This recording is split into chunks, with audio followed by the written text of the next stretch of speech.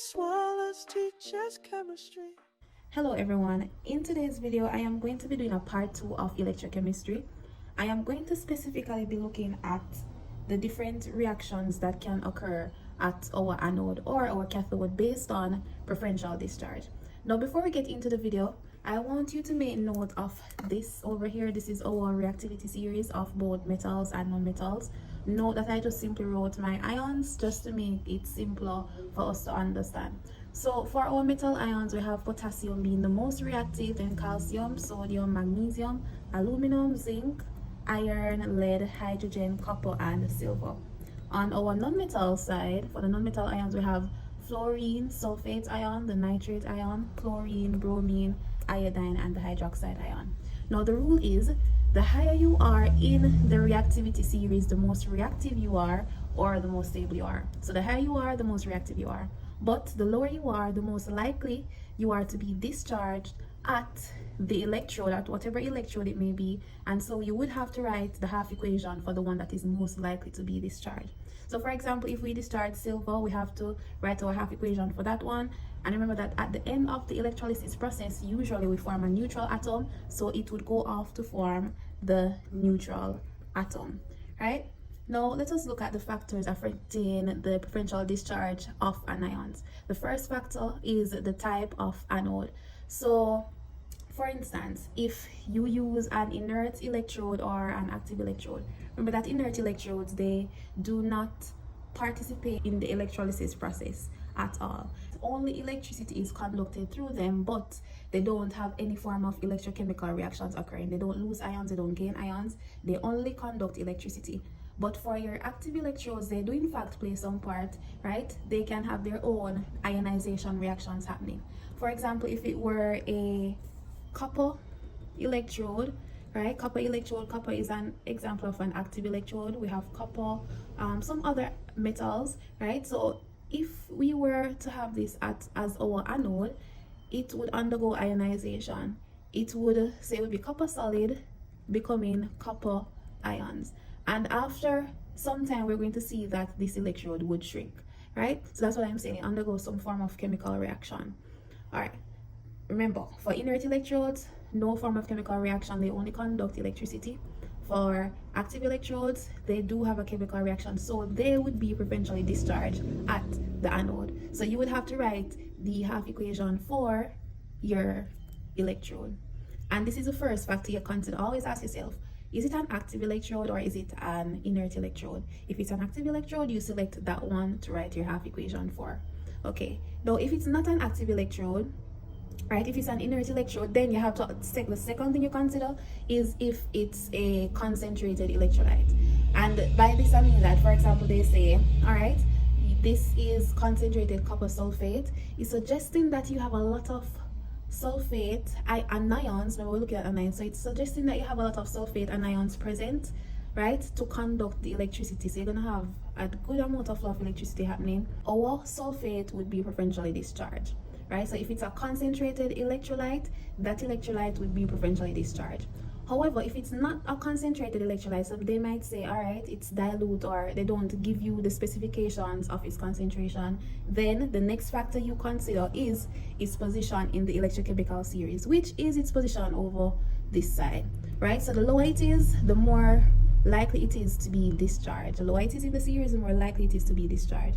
So for example, if we had a copper sulfate CuSO4 dissolved in water, these would be our two anions, right? Hydroxide is lower in the electrochemical series, therefore our hydroxide would be preferentially discharged, and we would have to write the half equation for our hydroxide.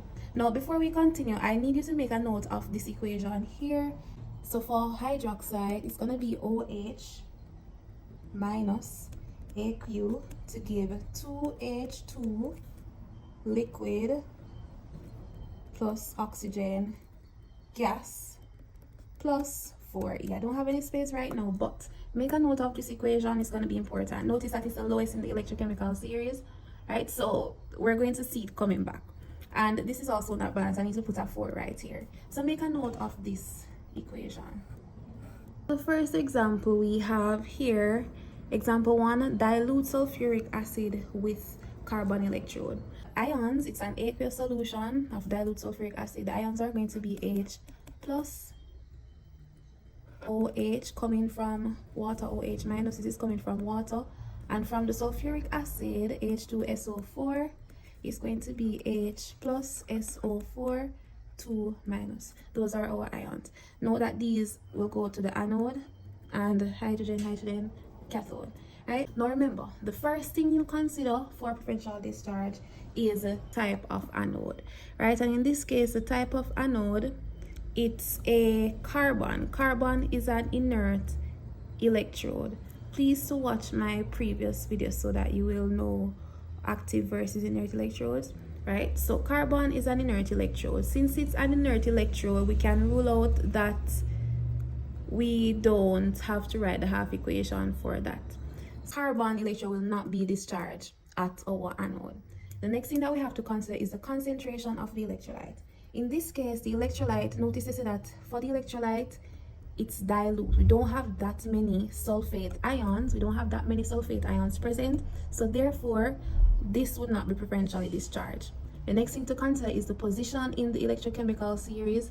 Hydroxide is lower in the series than sulfate. Hence, the hydroxide is going to be preferentially discharged. So the half equation I would write is going to be space plus 4E. What we would see here, notice this is a gas. Oxygen is the gas being produced, so we would actually see some oxygen bubbles coming off. And the bubbles, and if we wanted to really test to see what's coming off, we could actually use a glowing splint, right? And if oxygen is present, you know that it would relight the glowing splint. Okay, for the second one, cathodes. Cathodes is just one rule applies for preferential discharge, and it's the position in the electrochemical series. In this case, looking at the cathode, we have, it's the same cation. So we're just going to write our half equation for the H plus. So it is going to be H plus to give H2 gas. Remember that at the end of any electrolysis process, you're forming the neutral atom. So it goes from the positive charge to the neutral charge. And the neutral charge, hydrogen, oftentimes is H2 gas. That's how hydrogen is. It's a diatomic molecule, so it would be H2 gas. All right, now we need to put our electrons. In this case, for the electrons, we have positive to, so this would have been 1 plus to 0. That means we have 1 electron involved, right? So it would be 1e right there, 1 electron.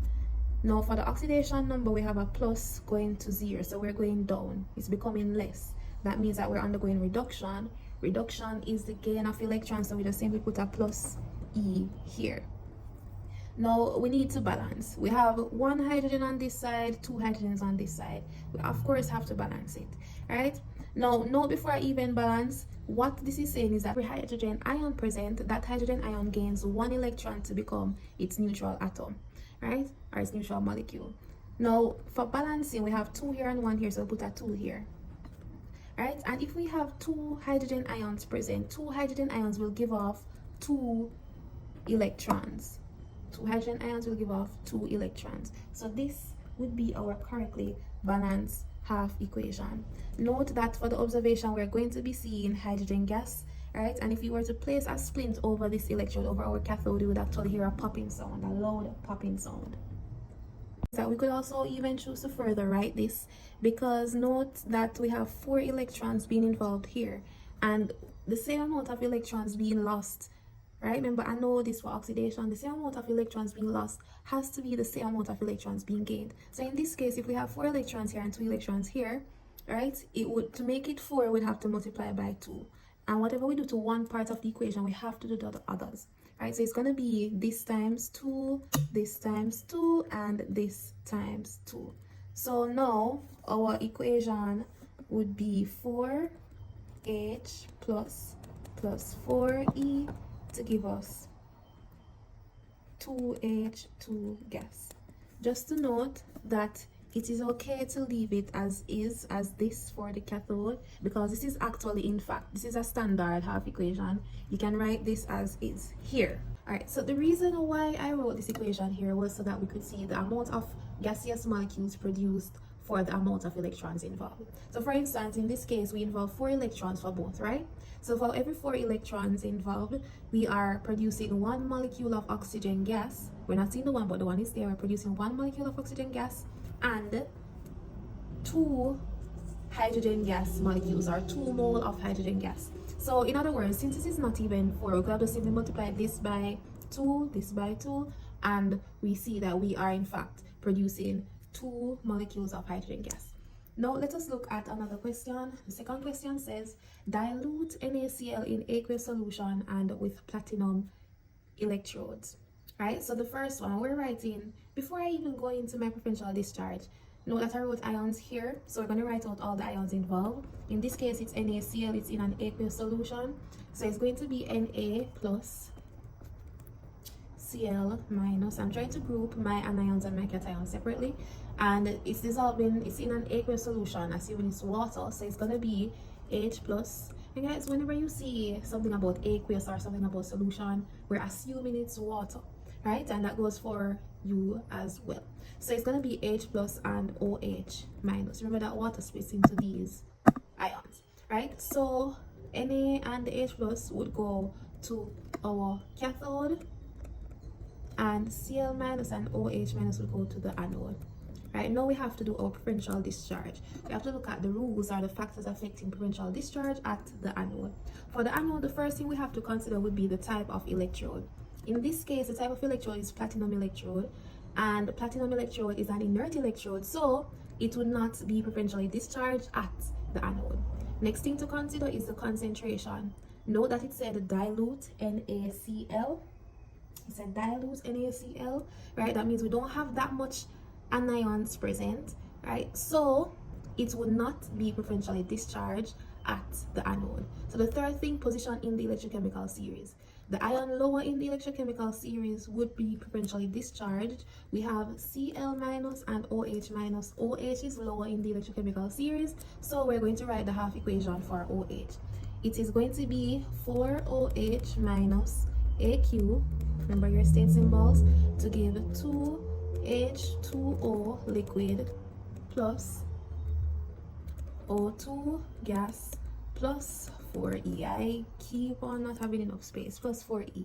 That would be our half equation there.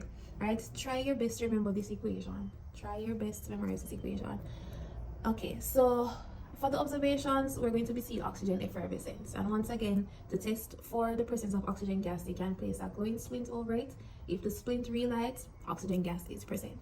Now, for the cathode, only one factor affects preferential discharge at the cathode, and it is the position in the electrochemical series, where the one lower is most likely to be discharged. So in this case, we have Na and H plus. Looking at it, Na is here, H plus is here, H plus is lower in the series.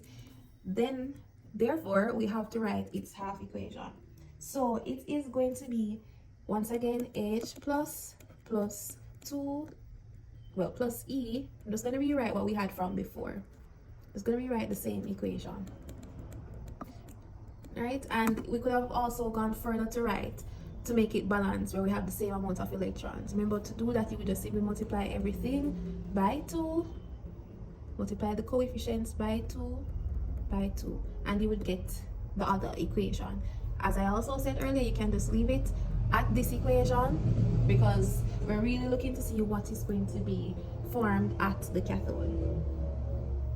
Now for our third example, we got concentrated NaCl solution in carbon electrode. Now we're going to write out our ions again. It's going to be Na plus Cl minus and H plus and OH minus. It's in a solution that contains water. That's why I wrote my hydrogen and hydroxide ions, which are a part of water. Alright, so now we're going to do our preferential discharge at the anode, which would be these ions here. We have to consider 2 ions, chlorine ions and the hydroxide ions. Now the first factor would be the type of electrode present. So in this case, we have carbon electrode present. It's a carbon electrode. Carbon electrode is inert. It's an inert electrode, so therefore it would not be preferentially discharged. The second thing we have to consider is the concentration of our anion. specifically the electrolyte. So it says concentrated NaCl. This is suggesting that we have a high concentration of Cl, minus ions, right? So therefore this would be preferentially discharged at the anode. Our half equation is going to be to give Cl neutral.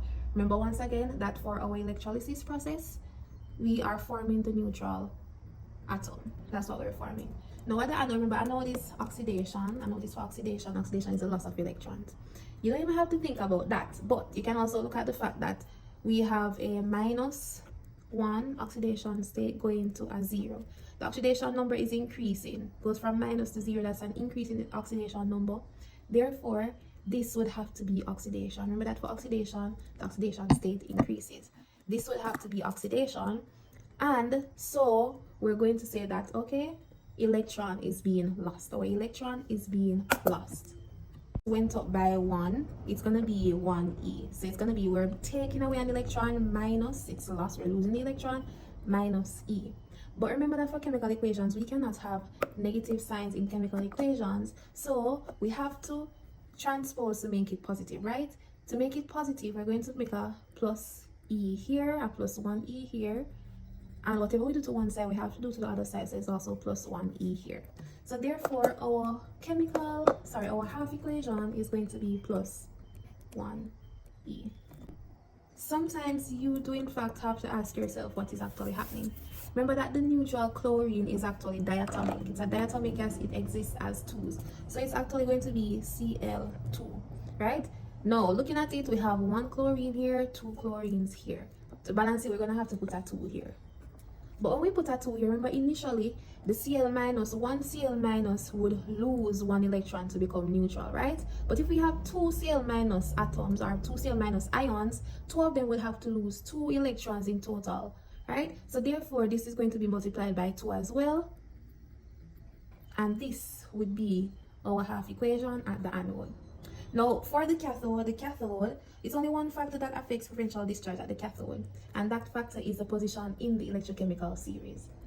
For the cathode, we have 2 ions. We have the Na and the hydrogen. The hydrogen is lower in the electrochemical series. It is lower in the electrochemical series. So we're going to write our H plus to give H neutral. H plus to give H neutral. Now we need to complete it. Let's say you didn't know it was even diatomic. We need to complete this.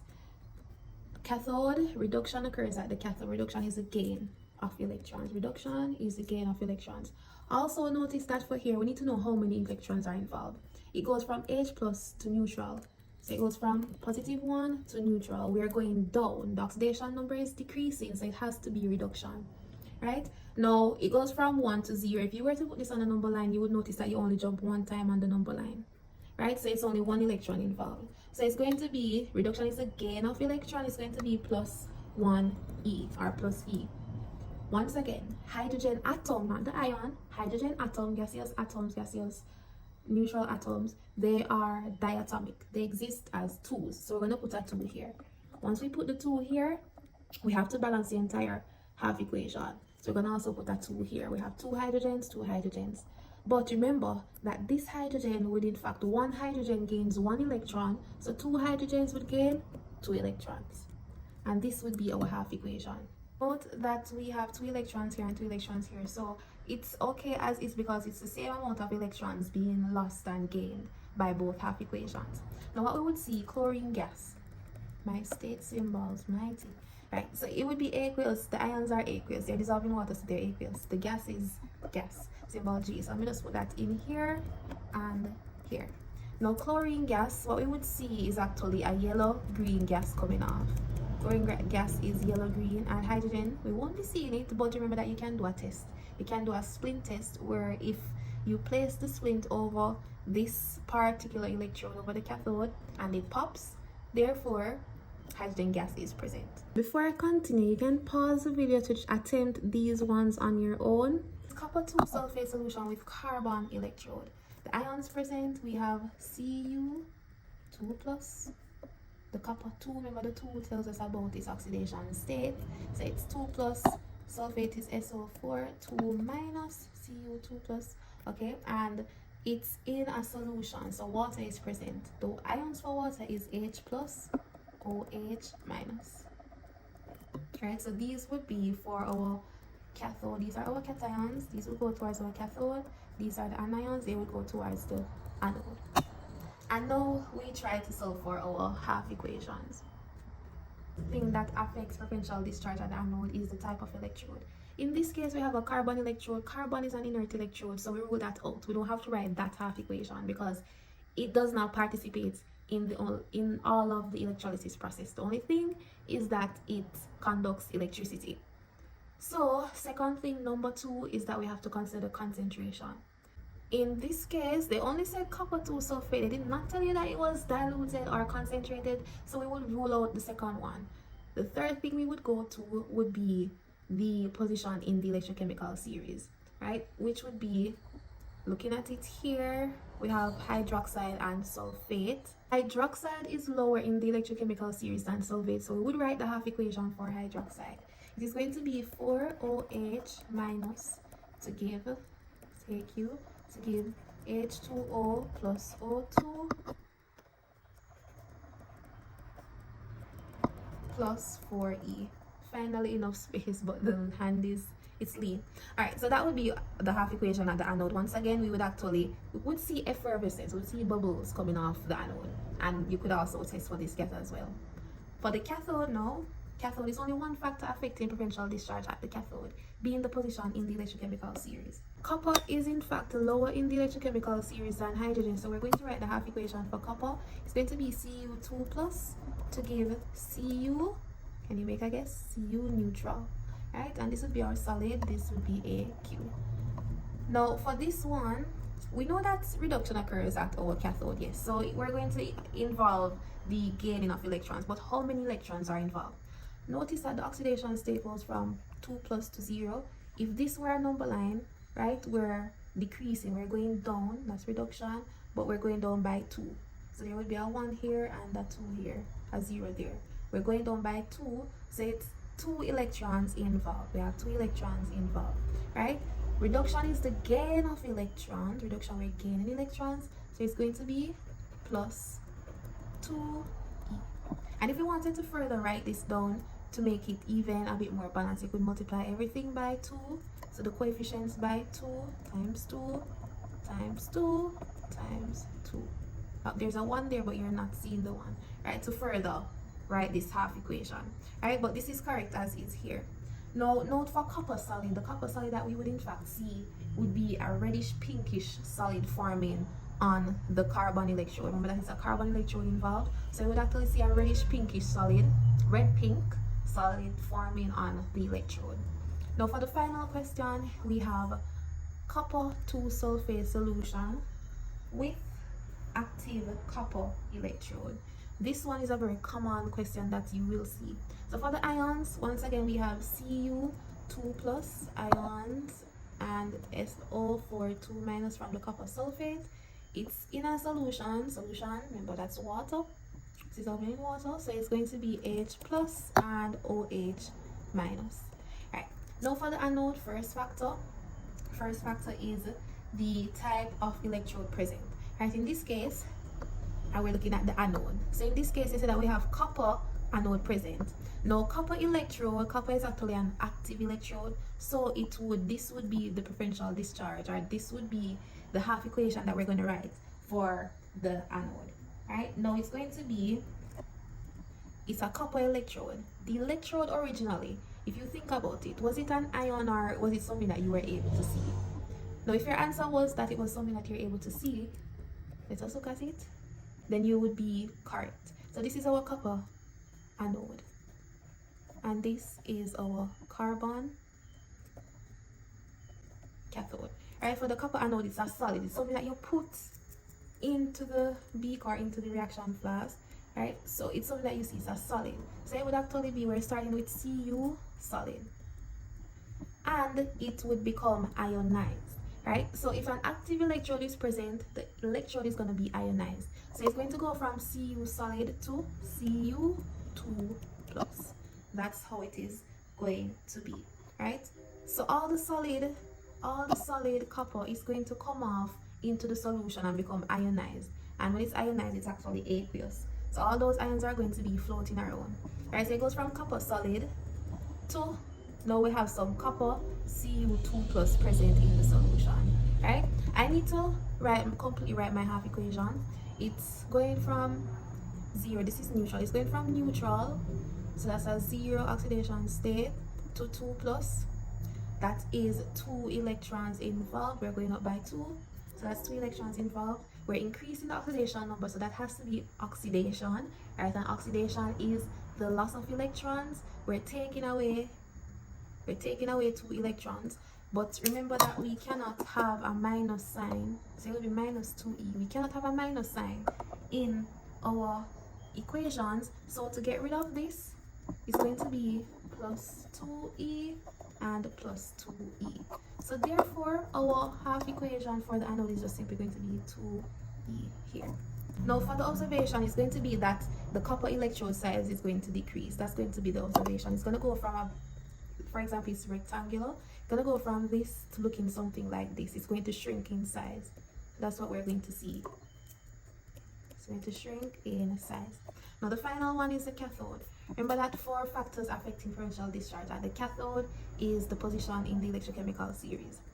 These are our cations, right? So this right here, copper is lower in the electrochemical series than hydrogen, so copper is going to be preferentially discharged.